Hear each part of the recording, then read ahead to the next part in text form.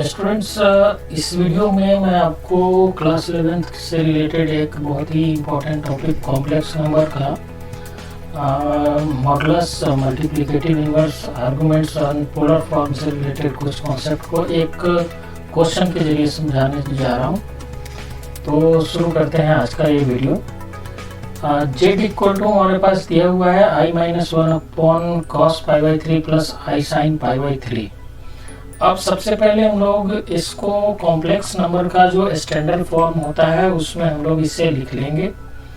तो हम लोग जानते हैं कि कॉम्प्लेक्स नंबर का जो स्टैंडर्ड फॉर्म होता है वो होता है Z equal to X plus I Y, जिसमें हम लोग जानते हैं कि x जो होता है वो रियल पार्ट होता है और जो आई वाई है ये हमारा होता है इमेजिनरी पार्ट। तो इसमें हम लोग ये जो क्वेश्चन दिया हुआ है ये कम्प्लीटली जो स्टैंडर्ड फॉर्म है कॉम्प्लेक्स नंबर का उस फॉर्म पे नहीं है। तो सबसे पहले हम लोग उसको उसके स्टैंडर्ड फॉर्म में चेंज करते हैं। हमारे पास दिया हुआ है z इक्वल टू i-1 और ये अपॉन में cos pi by 3 plus I sine और ये पाई बाई 3। अब हम लोग इसे क्या करेंगे, इसमें साइन और कॉस का जो वैल्यू है उसको सबसे पहले पुट कर लेते हैं। तो कॉस पाई बाई 3 का हम लोग को पता है कि वैल्यू 1/2 होता है plus I sine pi by 3 का वैल्यू होता है √3/2। अब हम लोग इसमें इसका एलसीएम ले लेते हैं नीचे से। तो ये हो गया i-1 और ये अपॉन में 1 प्लस आई √3 और ये 2 हम लोग ऊपर न्यूमरेटर में मल्टीप्लाई कर देते हैं। अब फर्दर हम लोग इसको क्या करेंगे, जो इसका जो डिनोमिनेटर है इसको रेशनलाइज करेंगे माइनस साइन के साथ। तो ये जो क्वेश्चन है ये स्टैंडर्ड फॉर्म में चेंज हो जाएगा। तो ये हो गया 2i-1 और ये अपॉन में 1 प्लस आई √3। इसको हम लोग मल्टीप्लाई करते हैं 1 माइनस आई √3 और ये अपॉन में 1 माइनस आई और ये √3। अब हम लोग इसे लिख सकते हैं 2 और मल्टीप्लाई ऊपर से आप करेंगे तो i का 1 के साथ करेंगे तो ये i आ गया और i का माइनस आई √3 के साथ करेंगे तो i² का वैल्यू -1 होता है।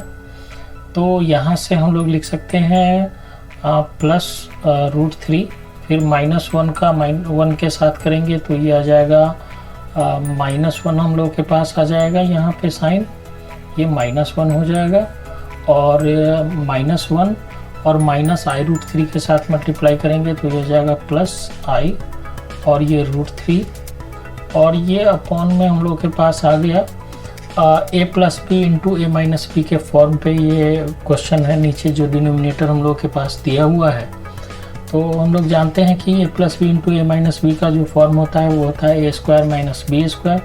तो इसे लिख सकते हैं 1 का स्क्वायर माइनस आई का स्क्वायर और ये √3 का ये हो गया स्क्वायर।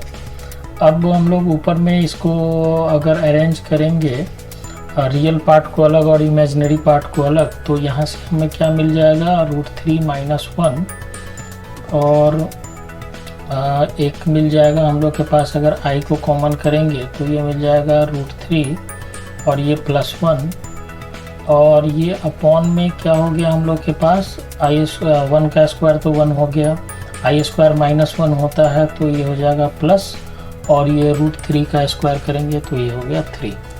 फर्दर इसे हम लोग सॉल्व कर लेते हैं तो ये हो गया 2 और ये हो गया हम लोग के पास √3 -1 और ये प्लस आई √3 +1 और ये अपॉन में हम लोग के पास आ गया 4। अब हम लोग इसको कट कर लेते हैं, ये हो गया 2। तो ये हमारे पास आ गया कुछ इस तरीके से √3 -1 अपॉन 2 प्लस आई √3 +1 और ये अपॉन में 2 आ गया। अब हम लोग ये देखते हैं कि ये जो complex number z equal to i-1 upon cos pi by 3 plus I sine pi by 3 है वो चेंज हो गया इसके स्टैंडर्ड फॉर्म में, मतलब कि x प्लस आई वाई के फॉर्म में। तो ये जो हमारा है ये x हो गया और ये जो हमारा हो गया ये y हो गया। अब हम लोग इसका मॉडुलस लिखेंगे। तो इसका मॉडुलस हम लोग कैसे लिखते हैं, हम लोग को पता है कि अगर आपको किसी कॉम्प्लेक्स नंबर z का अगर मॉडुलस निकालना है तो मॉड z इक्वल टू होता है formula root over X square plus Y square, मतलब कि इसके रियल पार्ट का स्क्वायर प्लस इमेजिनरी पार्ट का स्क्वायर। तो इसको स्क्वायर अगर आप करेंगे तो ये क्या मिलेगा आपके पास, √3 -1 और ये अपॉन 2, इसका ये होल स्क्वायर हो गया, प्लस √3 और ये +1 और ये अपॉन 2 का ये हो गया होल स्क्वायर। ये इक्वल टू हो गया इसका होल स्क्वायर करेंगे तो ये हो जाएगा 3 और ये +1 -2√3 और ये अपॉन में हो गया 4 और ये हो गया +3 +1 और ये हो गया +2√3 और ये हो गया अपॉन में 4। अब हम लोग यहाँ पे देखते हैं कि +√3 एलसीएम अगर ले लेंगे तो 2√3 और -√3 तो कैंसिल हो जाएगा, ये 3 + 1 ये 4 और ये 3 + 1 ये 4, 4 4 8 हो जाएगा। तो ये हमारे पास आ गया 8/4 आ गया। इसको हम लोग कट कर लेते हैं तो ये आ गया √2।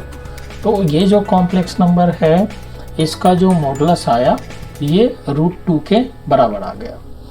अब हम लोग इसे फर्दर सॉल्व करते हैं, इसका मल्टीप्लिकेटिव इन्वर्स निकालने की कोशिश करते हैं।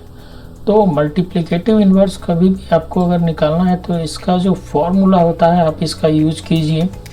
तो मल्टीप्लिकेटिव इन्वर्स निकालने के लिए हम लोग जानते हैं z inverse is equal to formula होता है z⁻² अपॉन मॉड z का ये स्क्वायर होता है। तो यहाँ से z बार का मतलब हो गया z का कॉन्जुगेट।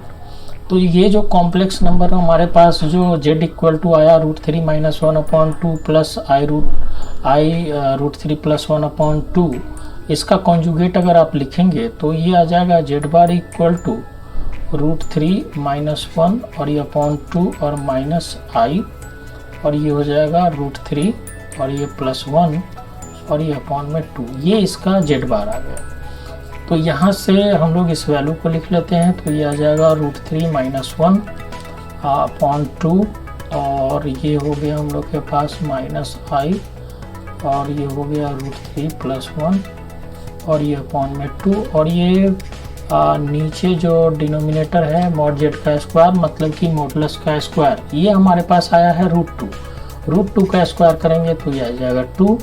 तो ये क्या हो गया फाइनली, ये हो गया √3 -1/4 और ये हो जाएगा -i और ये √3 + 1/4। ये हम लोगों ने इसका मल्टीप्लिकेटिव इन्वर्स लिख लिया।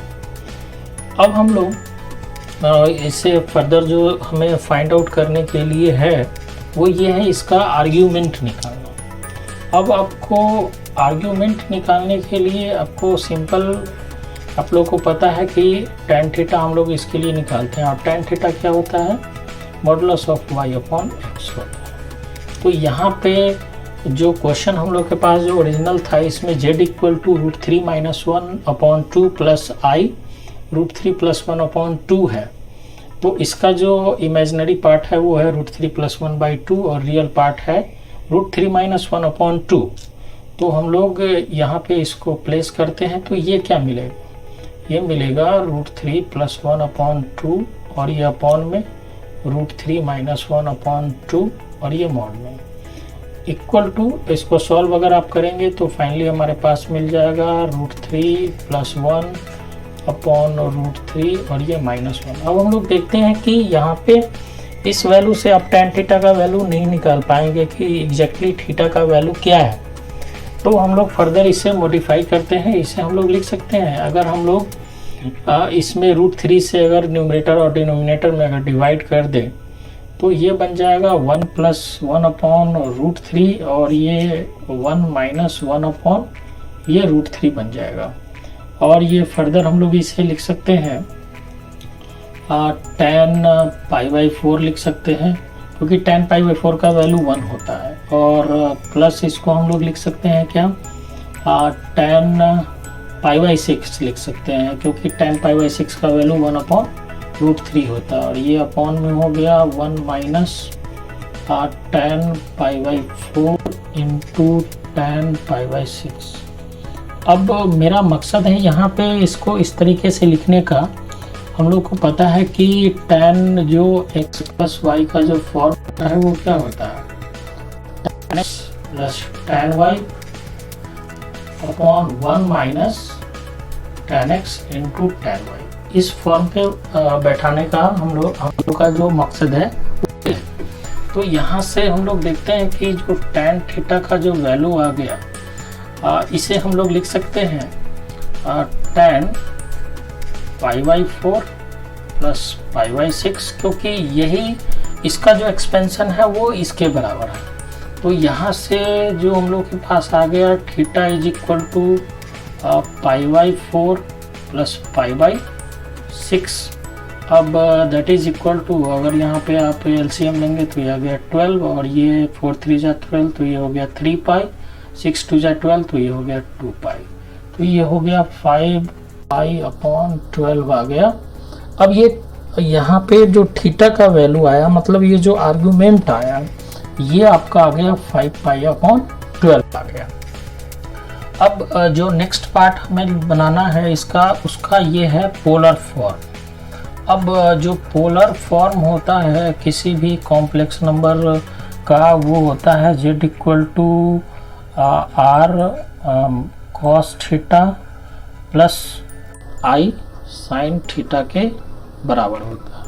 अब इसमें r क्या है, तो r इसमें जो हम लोगों ने निकाला है, इसका जो मॉडुलस निकाला है वही r होता है।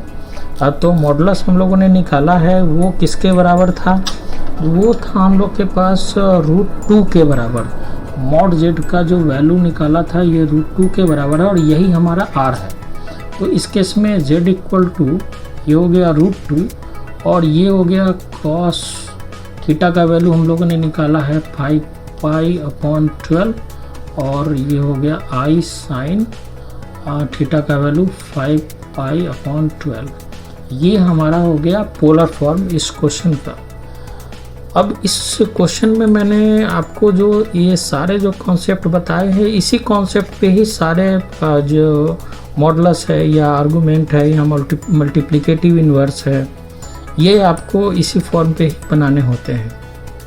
एक इम्पॉर्टेंट चीज़ मैंने इसमें आपको बताना मैं भूल गया, यहाँ पे जो मैंने यहाँ पे जो थीटा का जो वैल्यू निकाला है, जो कि निकाला है 5 पाई अपॉन 12, इसके पीछे जो रीज़न है, यहाँ पे जो x है वो भी ग्रेटर देन 0 है, y भी ग्रेटर देन 0 है, तो ये फर्स्ट क्वाड्रेंट में लाई करता है। तो इसका मतलब ये जो होगा, इसका जो ग्राफ होगा वो कुछ इस टाइप का होगा कि जो 5 पाई अपॉन 12 है वो 75 डिग्री के आई थिंक अप्रोक्स होगा और ये जो ग्राफ होगा कुछ इस तरीके से होगा। ये आपका थीटा होगा और ये आपका y एक्सिस हो गया और ये आपका x एक्सिस हो जाएगा। ये इसका पोलर रिप्रेजेंटेशन हो गया इस कॉम्प्लेक्स नंबर का। तो हम लोगों ने इस क्वेश्चन में उन सारे कॉन्सेप्ट को अच्छे से सीखा है। आप इसका प्रैक्टिस कीजिए। Thank you.